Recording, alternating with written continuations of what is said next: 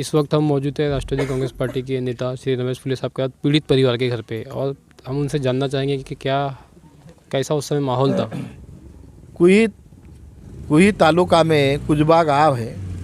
वो कुजबा गांव में आम नदी है। आम नदी में माननीय श्री रामदास निम्बरते, इनकी पत्नी गीता निम्बरते, ये आम नदी में डूबकर उनकी मृत्यु हो गई। उसका कारण यह है कि पिछले 20 जनवरी को सुबह 10 बजे ये आम नदी में जा रहे थे। आम नदी में ये खेती में काम करने के लिए जा रहे थे, तो जाते समय 10:30 बजे गीता भाई और उनके साथ में और 5 लेडीज़ थी और एक चलाने वाला एक छठवा था। ऐसे 6 लोग वो नाव से वो डूब गए, और डूबने के बाद में 6 के 6 लोग वहाँ पे बेहोश हो गए। तो गांव वाले लोगों वहाँ पे दौड़े और गांव वाले लोगों ने मदद करके, और वो जो नाव चला रहा था, डोंगा चला रहा था, उसने भी कुछ लोगों को बाहर निकाला, और कुछ गांव के लोगों के मदद से बाकी सभी लोगों को बाहर निकाले। लेकिन बाहर निकालने के बाद में और एक जन वहाँ पे थे। उनका शोधाशोध करने के बाद वो गीताबाई निम्बरते, उनकी वो जगह पे ही उनका दुर्घटना हो गई, यानी वो मृत्यु घोषित हो गई। बाकी पाँच लोगों को सामान्य रुग्णालय मांडर और कुही के रुग्णालय में उनको भर्ती किए, और भर्ती करने के बाद उनकी तबीयत अच्छी हो गई। लेकिन जिनका जो गीताबाई निम्बरते, इनका जो मृत्यु हो गया, तो महाराष्ट्र शासन ने वो निम्बरते भाई को अभी तक किसी प्रकार की मदद दी नहीं। हम उनके घर में आए हैं। मैं खास राष्ट्रवादी कांग्रेस पार्टी से मैं उनके घर में आया, कुजबा गांव में निम्बरते घर में आया। उनके जिनकी मौत हो गई, उनके मिस्टर निम्बरते जी, रामाजी निम्बरते, ये है मौजूद। हमारे यहाँ के सम्माननीय समाज सेवक और यहाँ के पुलिस पाटिल हमारे तीतरमारे साहब भी यहाँ है।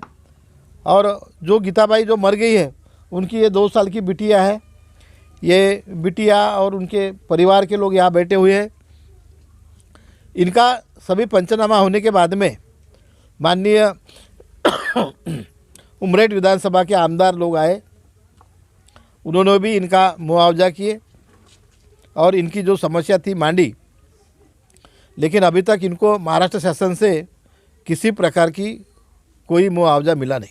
किस प्रकार राष्ट्रवादी कांग्रेस के रमेश जी फुले यहाँ पे इस पीड़ित परिवार के बीच आए और उनकी समस्याओं को जाना और उनकी आवाज़ उठाने के लिए वो आगे भी आ रहे हैं। सर, हम आपसे जानना चाहेंगे इंडिया फैक्ट न्यूज़ के माध्यम से कि आप और इनके लिए क्या करोगे आगे। कैसा है कि ये कुजबे गांव का मैं हूँ। मैं यहाँ पे मेरी पैदाश हुई है, और यहाँ पैदाश होने के बाद में भी यानी इस गांव में मैंने इसके पहले भी वहाँ पे नदी के किनारे बोला हूँ। लेकिन मेरा प्रथम कर्तव्य है कि हमारे गांव में कुछ भी अगर दुर्घटना होती है, वो दुर्घटना के लोगों को क्षतिपूर्ति दिलाना, उनको कुछ मदद करना, महाराष्ट्र शासन से उनकी अच्छे से अच्छे मदद करना, ये मेरा प्रथम कर्तव्य है। इसलिए मैं उनके गीताबाई निम्बरते, जिनकी मृत्यु हो गई, उनके घर में आया हूँ।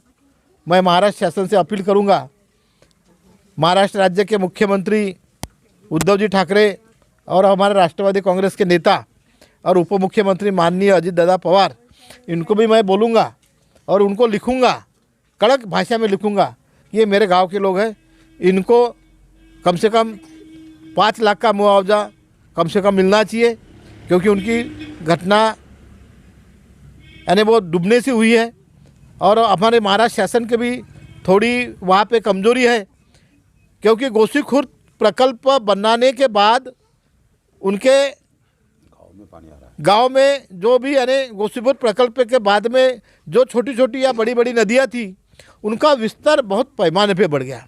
और जब विस्तार बहुत पैमाने पे बढ़ गया है तब जब जिस समय में बारिश का पानी होता है तो बारिश का पानी पूरे गांव में आता है और बारिश का पानी गांव में आने से गांव के आधा से ज़्यादा गांव वो पानी में डूब जाता है, बहुत सारा नुकसान होता है।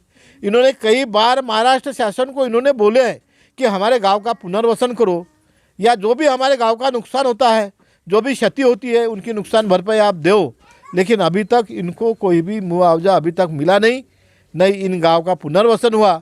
मैं महाराष्ट्र शासन को बताऊंगा, माननीय अजित दादा पवार साहब को बोलूँगा, मुख्यमंत्री जी को बोलूँगा कि हमारा ये गांव कुजबे गांव का पुनर्वसन हो जाए और यहाँ पे वो गीताबाई का जो मृत्यु हो गया उनको 5 लाख उनको नुकसान भरपाई मिलना चाहिए, ऐसे मैं महाराष्ट्र शासन को बोलूँगा।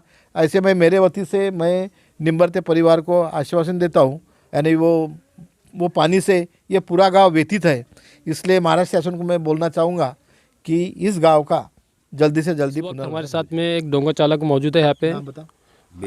आपका नाम? बेनीराम जी। ये बताना चाहते हैं कि किस प्रकार यहाँ पे कैसी समस्या है और कैसा हम इसका कुछ अच्छा उदाहरण कर सकते हैं। बताइए आप यहाँ पे आप लोगों को डोंगा चलाने में कैसी क्या तकलीफ आती है और कैसी दुर्घटना ये से बचा जा सकता है।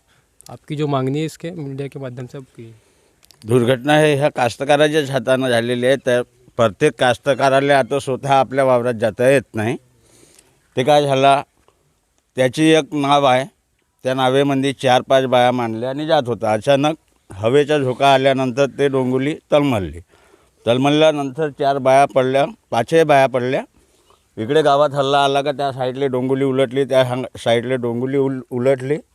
त्या कारणानं पोरं धावत आले, पोहणारा पोरगा होता तो पोहत गेला आणि 4 बाया काढल्या। तिथपर्यंत तो दमासला। एक बाई राहिली, ते 4 बेहोश असल्या कारणानं कोणाला पता नाही येते किती बाया आहे। एक होसात आल्यानंतर म्हणते पुन्हा एक बाई आहे, पुन्हा काढला तिला, ते एकदम गेल्यातच होती। आणि हा असं होऊ नये, कारण त्याकडल्या कास्तकाराला काही जाण्याचा मार्ग नाही।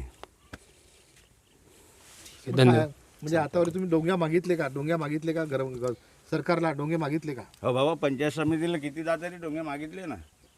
हमारा चैनल सब्सक्राइब करें और बेल बटन दबाना ना भूलें।